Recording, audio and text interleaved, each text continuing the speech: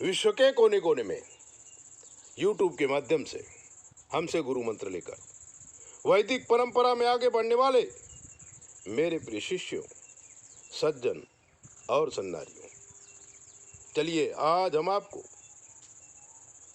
अपने सब्सक्राइबर ने, जो हमारे सब्सक्राइबर हैं, उन्होंने हमसे पूछा कि गुरुजी, मनुष्य जन्म अलौकिक है, कृपया इसके विषय में हमें ज्ञान दीजिए। ग्रह, नक्षत्र, तारा, जन्म का समय, कुंडली का विश्लेषण, ये सब कैसे होता है?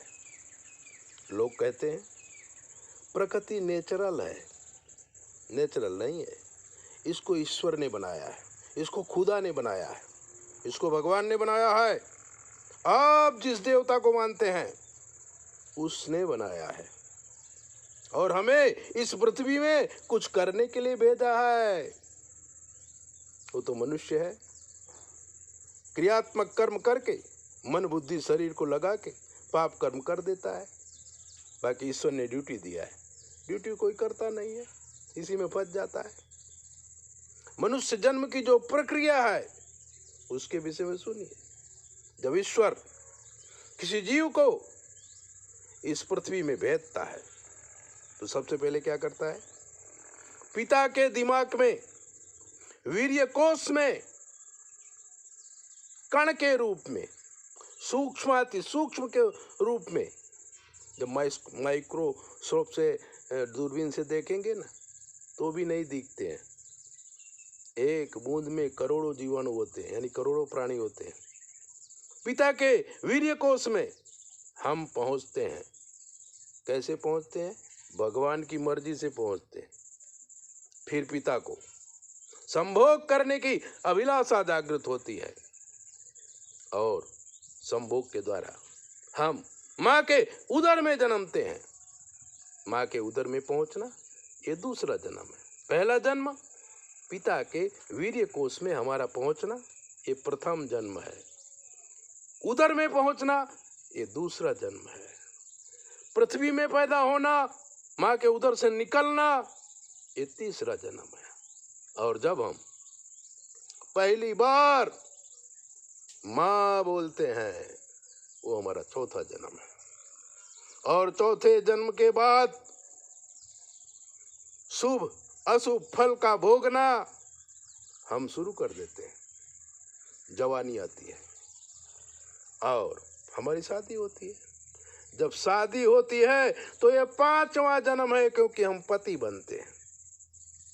और जब हमको पापा बनते हैं, हमको पापा कहने वाला कोई होता है, वो हमारा छठा जन्म है। 6 जन्म की ये है कहानी। और मानव शरीर हमें मिला साधन धाम मोक्ष कर द्वारा, जो न पाई परलोक सिधारा। साधनों का धाम, मोक्ष का दरवाजा परमात्मा ने कृपा करके तुम्हें दिया, लेकिन जन्म लगे 6 और मृत्यु जो है ना वो हमारा 7वां जन्म है। इसलिए पंडित लोग 7 पीढ़ी का श्राद्ध करते हैं। और हम कौन हैं? हम अपनी पीढ़ी के पूर्वज ही हैं।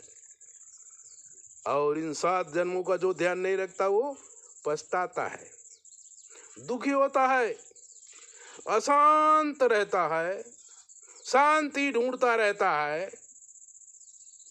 जो चीज ढूंढी जाती है ना वो नहीं मिलती है। शांति तुम्हारे अंदर है। मन को पकड़ो। मन एवं मनुष्याणाम कारणम बंध मोक्षनाथ। मन को पकड़ो, क्योंकि मन बुद्धि के साथ दोस्ती कर लेता है, लेकिन अंदर बैठी हुई आत्मा, आत्मा सो परमात्मा, ईश्वर तत्व, ईश्वर अंश, जीव अविनाशी, चेतन, अमल, सहज, सुख राशि, यही तो आत्मा है। और ये आत्मा मना करती है ये गलत काम है, इसको मत करो, चोरी मत करो, छिनारी मत करो, झूठ मत बोलो। लेकिन मन के साथ बुद्धि मिल जाती है और बुद्धि हमेशा गलत सोचती है। मन और बुद्धि दोनों मिल करके शरीर को साथ कर लेते हैं और पाप कर्म हो जाता है। जब पाप कर्म हो जाता है तो बैंक में जमा हो जाता है और दूसरे जन्म में फिर हमें उसका फल भोगना पड़ता है। अगर आपने मन को कंट्रोल कर लिया तो आपकी बुद्धि कंट्रोल में आ जाएगी, और बुद्धि कंट्रोल में आ जाएगी तो शरीर कंट्रोल में तो है ही है। तब आपको सच्ची शांति मिल जाएगी। लोग कहते हैं हम अकेले हैं, किसी की बीवी छोड़ दिया है, किसी का बच्चा छोड़ दिया है, किसी का माँ बाप छोड़ दिया है। अकेले होने के लिए ही ये सब प्रक्रिया है, क्योंकि एकम ब्रह्म द्वितीयो नास्ति।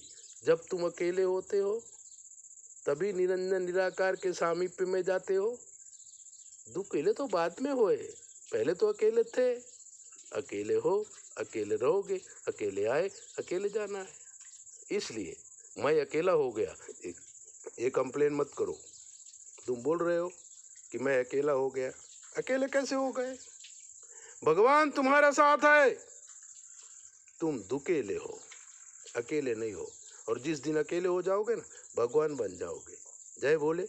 अपना ध्यान रखो।